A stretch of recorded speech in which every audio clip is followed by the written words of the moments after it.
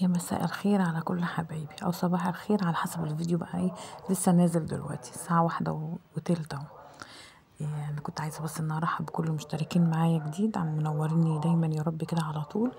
معلش بقى الفيديو نازل متأخر يا جماعة، انا كنت تعبانة قوي النهاردة، كنت عاملة روتين في الشقة هينزل لكم برضو يا النهاردة بالليل يا بكرة بإذن الله. فده اللي خلاني ان انا اتعب لاني ضغطت على نفسي، غير كده كمان ان الدنيا كانت بتمطر جامد قوي النهارده. نزلت لكم فيديو الصبح بالمطر اللي كان بينزل، كان يوم جميل ما شاء الله، فتقريبا خدت برد فواضح على صوتي يعني. فيلا الحمد لله يوم جميل، ويا رب كده دايما على طول بصي يبقى فيه شتاء على طول، لان الشتاء ده خير وبيبقى فيه رزق الحمد لله. انا بقى انا مش هطول عليكم، طبعا واضح ان انا بعمل ايه، بشوح لحمه، وبعمل بقى فاصوليا خضراء. معلش يا جماعة أنا موطية صوت لأن ولادي نايمين، فأنا بتكلم مش عارفة بقى الصوت واصل ولا مش واصل. فأنا كنت بقى بقول لكم اليوم ده كان حلو قوي قوي، أنا بحب يوم الشتاء ده يا جماعة قوي، بيبقى يوم رزق ويوم خير ويوم بركة.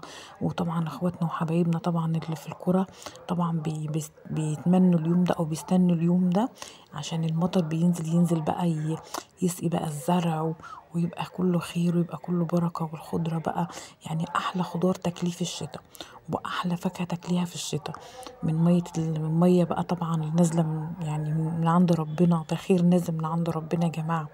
لازم طبعا احنا نستغل كل نقطة مية بتنزل وندعي، كل نقطة شتاء كل نقطة مطر بتنزل من عند ربنا لازم نستغلها وندعي، ونقول اللهم بارك في هذا اليوم، اللهم اجعله لنا بركة وخير. كنت عايزة أقول برضو كلمتين كده بالنسبة برضو لل... للفاصوليا اللي معايا دي. أنا كنت مخزناها عندي، فاكرين لما كنت قلتلكوا أنا جايبة 2 كيلو كنت حطاهم في الفريزر عندي. فأنا كنت شلتها في الفريزر، ما كانتش يعني ملحقتش يعني إنها تتجمد قوي يعني، فطلعت بقى منها كيس وعملتها النهارده تحفة جدا يا جماعة. الفاصوليا تحفة تحفة جدا ما شاء الله، بالهنا والشفا. زي ما انتم شايفين بقى طريقتي انا بعملها ازاي. طبعا لازم اللي هي الضاني دي يا جماعة في التسبيكات بتدي طعم تحفة تحفة جدا. جربي بقى موضوع اللي هي الضاني ديت في الخضار بقى، شوفيه بقى كده في المحاشي، اللي هي الضاني دي تحفة تحفة جدا بالهنا والشفا.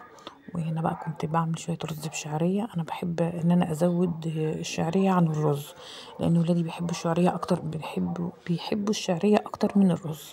وواضح طبعا أنا بحط برضو شوية زيت مع مع الزبدة أو السمنة اللي أنا حطاها. الزيت بيدي لمعة وبيدي بيخلي الرز مفلفل وبيدي لمعة، وجربيه كده بيبقى طعمه حلو قوي. طبعا بقى عندك شوربه بتسقي الرز بشوربه، بس عايزه تحطي ميه زي ما انا عملت كده، انا بعمل برضو رز وبحط عامله ميه وشوربه كده يعني. معلش بقى البرد عامل عمايله معايا، حتى ممكن يكون واضح على صوتي.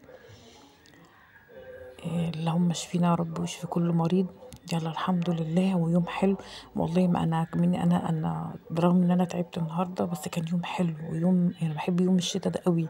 يعني انا بحب يعني حتى انزل في الشتاء، بحب اخرج في الشتاء، لكن الصيف ده انا ما بحبوش خالص. حتى ما بحبش انزل بالنهار خالص. يعني ممكن لو في الشتاء انزل بالنهار، بالليل انزل برضو في الشتاء، لكن الصيف ده ولا بحب انزل فيه بالليل ولا بالنهار ولا بالنهار. ما بحبش الصيف ده لان بيبقى حر بقى، وبيبقى بتحسي ان الزحمه. لكن الشتاء بيبقى ليه طقوس خاصه كده، تنزلي بقى تشربي بقى مثلا قهوه في مكان او نسكافيه في مكان وانت قاعده، طبعا بقى مع اولادك، مع اختك، مع حد مثلا، مع واحده صاحبتك، انت فاهمه ازاي كده يعني. انا بقى بحب بحب الطقوس دي. هنا بقى كان الاكل معايا كان خلص، وكنت بجهز بقى كده خلاص. كنت انا بحط، لا ده انا كنت لسه بحط شوربه على على الرز. وانا زمان قلت لك بحط نص ميه ونص شوربه، تمام، بيخلي يعني بيطعم الرز، بيخليه طعمه حلو قوي. يعني غير ما يكون مثلا بتحطي ميه خالص يعني بتطعمي مثلا لو عندك ماجي ممكن تحطي ماجي مكعب ماجي، بس انا بفضل الشوربه. ده ما عندي شوربه بحب احط شوربه. قلت برضو جنب الاكله دي برضو لازم نعمل شويه لسان عصفور، شوربه لسان عصفور بتدفي برضو. حلوة مغذية برضو، حلوة للأطفال الصغيرين وللكبار برضو، عليها عصرة ليمون كده وبتبقى طعمها حلوة تحفة قوي. مش عايزة اطول عليكم بقى اكتر من كده، هو واضح ان الفيديو طول مني برضو، بس يلا الحمد لله ان اليوم عدى على خير وانا مبسوطة قوي قوي قوي ان الدنيا شتت النهاردة بجد، لان انا بحب الشتاء اصلا. بقالنا كام سنة محرومين من الشتاء ده، اللي هو الجامد او الشتاء الكتير او الشتاء القوي، بقالنا كام سنة فعلا محرومين من كده. فده خير من عند ربنا ورزق من عند ربنا. الحمد لله. كل ما بتشوفي شتاء نازل او مطر نازل لازم تدعي.